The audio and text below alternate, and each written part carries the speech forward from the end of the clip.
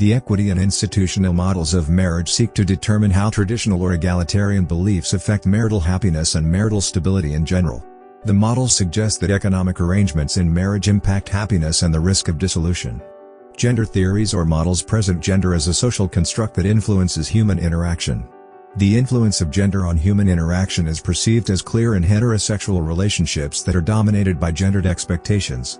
Wilcox and Knock note that men and women invest in doing gender through the expression of masculinity and femininity, even with the acceptance of egalitarian ideologies, because they are socialized to embrace gender-typical behavioral patterns.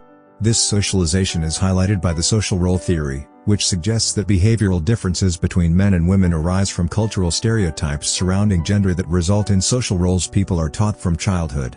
Egalitarian and Wood observe that the socialization of men and women informs the division of labor inside and outside the home. Noteworthy, women are more likely to assume homemaking responsibilities, such as childcare and house chores, while men are more likely to undertake breadwinning responsibilities, including taking up full-time jobs in the paid economy and assuming roles that require assertiveness and physical strength. The sex-based social roles arise from the interaction between biological differences and the ecological, technological, economic, and social forces in a society. For example, women's childbearing and nursing biological underpinnings guide the choice of who stay at home, especially when children are young, while men's physicality dictates the assumption of dangerous roles such as security and dangerous jobs, including construction. Egalitarian and Wood note that division of labor in society is a function of human biology and the environment. Let us take an example of potential couples and their first dates. The man is still widely required to pay for the first date. Men and women choose partners based on gender expectations surrounding height, weight, and earnings, despite that women are to allowed discriminate against men's height when choosing a mate, but men discriminating women against their weight is termed as body shaming. Men's future prospects, such as their career ambitions, are deemed as important while women's are not. Most women want a man with a future while most men do not want a woman with a past, even though a woman asking a man about his future is termed as her knowing her worth, while a man asking a woman about her past is termed as immature and many other negative names. Goenallens, Pons and Gangle explain that gendered expectations, especially in heterosexual interactions, constitute doing gender and expressing masculinity and femininity. The failure to do gender leads to confusion, restrictions, and stigmatization. Killewald asserts that the expectation of women to be homemakers has gradually faded over time through its constant references demeaning to women and is controversial nowadays, while male breadwinning expectations have remained constant, and this is equality. Thus, women's failure to do gender is widely presented as empowerment, while men's failure to do gender is still sanctioned and stigmatized. Wilcox and Knock assert that the need to do gender, primarily based on external social and cultural pressures, could be used to explain why men and women who do gender, which is characterized by embracing traditional views, are more likely to report happier marriages. Institutional theories present marriage as a social construct characterized by mutual understanding of partners' behaviors and responsibilities. Goenallens, Pons and Gangle argue that the cultural, ritual, and legal norms surrounding marriage influence individuals' behaviors owing to the guidelines on behavioral expectations, as well as the penalties levied on guideline violation. Institutional theories place gender roles at the center of successful marital relationships. Cultural theories support institutional theories in advocating for the clear differentiation between marriage and cohabitation.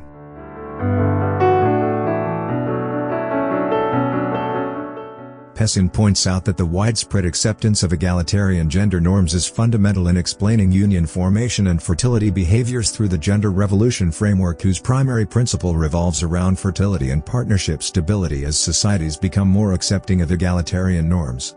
The framework presents two phases of demographic changes. The first phase highlights how a shift in the breadwinner homemaker model, explained by differences between women's growth in public and the persistence of traditional gender roles in private, translates into a decline in fertility and increased marital instability. The second phase of the demographic change is characterized by the return to stable relationships and fertility rates, primarily credited to the acceptance of women's roles outside the home, thereby having an equal share of providing for the home and completing housework. According to the gender revolution framework, the initial increase of egalitarianism reduces marriage and increases divorce rates, with the vice versa being true for when egalitarianism becomes dominant. The shift between the first and second phases is dependent on population-based changes in gender attitudes, with this shift being expected to be led by the highly educated. A notable limitation of the framework is the fact that it fails to address how partnership destabilizing factors limit the adoption of egalitarian views. Also, egalitarianism, especially in unions, does not result in the even splitting of homemaking and breadwinning roles. Ioannis highlights the bargaining theory that is concerned with relationship negotiations, especially around the division of work. The theory suggests that partners have options inside and outside unions, with a partner's negotiating power being based on the options available to them. The divorce threat point concept is central to negotiations in relationships. The possibility of divorce influences partners to consider their options and alternatives if the relationship is dissolved. Ioannis observes that the divorce threat point is largely influenced by individual and environmental factors, especially laws surrounding the distribution of marital property and the support available for single mothers. The ease of leaving a relationship improves the relevant gender dynamics, evidenced by the introduction of no-fault divorce laws in America that witnessed a decline in marital violence. Common divorce-related reforms introduced over the recent past include mutual consent, no-fault, and unilateral divorce. Unilateral divorce is where only one party is interested in divorce. Mutual consent refers to where both parties are interested in divorce. No-fault divorce is separation based on irreconcilable differences with no fault being ascribed to any partner, and fault divorce entails verifiable deprivation of one partner's benefits of marriage, with common faults including cruel treatment, adultery, incarceration, insanity, substance abuse, and impotence. Gonzalez and Viitanen explain that most European countries reformed their divorce laws across the last 4 decades of the 20th century. These reforms include introducing the concept of mutual consent to divorce, unilateral divorce, and no-fault grounds. Gonzalez and Viitanen argue that the introduction of unilateral and no-fault divorce laws significantly increased the rates of marital dissolution because divorce was made easier through a reduction in the relevant costs. Particularly, the increase in divorce rates associated with unilateral divorce are short-term, while the rates for no-fault divorce are long-term. The bargaining theory presents the advanced and diminished equality hypotheses that account for the impact of the national divorce levels on gender equality in relationships. The enhanced equality hypothesis draws a positive relationship between the existence of a divorce culture and equality. Men in divorce cultures lose women, who use divorce as an equality tool, if the relationship does not assume egalitarian norms because women do not have to stay in relationships irrespective of their levels of satisfaction. The enhanced equality hypothesis is advanced by the fact that women's perceptions of equality in unions determines the risk of divorce.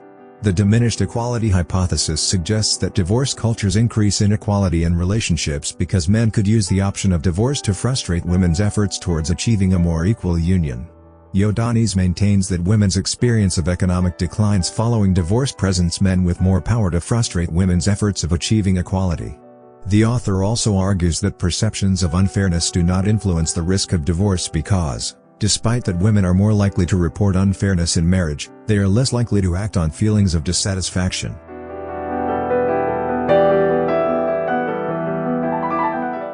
The companionate theory of marriage suggests that egalitarian practices and beliefs improve wives' marital satisfaction and enhances husbands' emotional work. Family scholars associate egalitarian marriages with emotion work that promotes marital stability. The assumptions of the companionate theory of marriage include equal sharing of familial responsibilities, elimination of the male patriarchal authority promotes marital intimacy, and men who hold egalitarian beliefs are more likely to be involved in counter-stereotypical emotional work. Role sharing is perceived to improve marital equality by providing partners with more time to bond, thereby improving communication and mutual understanding. Male authority, through the classical social theory, is associated with social distance in marriage, female assumption of emotional roles to promote marital security, and minimal female expression. The companionate theory argues against male authority through the suggestion that egalitarianism ascertains that men and women participate in the labor force and emotional work equally. Counter-stereotypical men are more accepting of female influence and express emotion.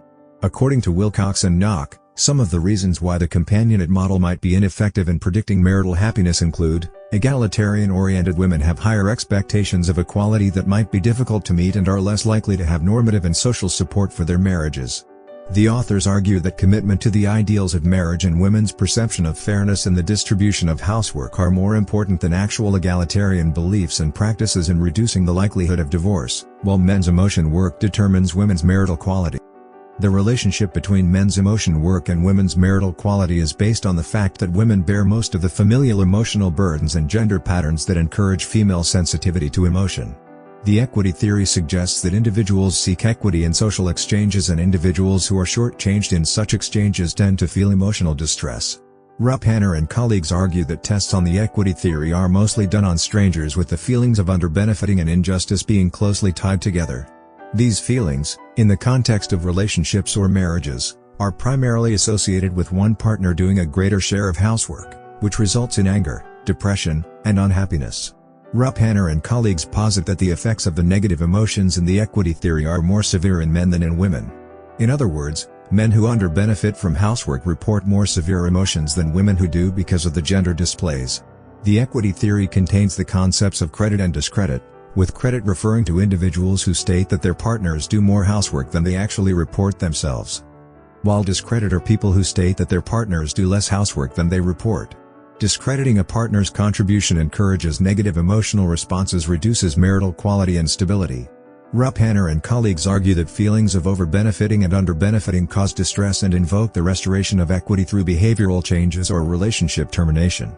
The authors assert that inequality in relationships increases the odds of dissolution, with the underbenefiting being more likely to dissolve the relationship as per the equity theory.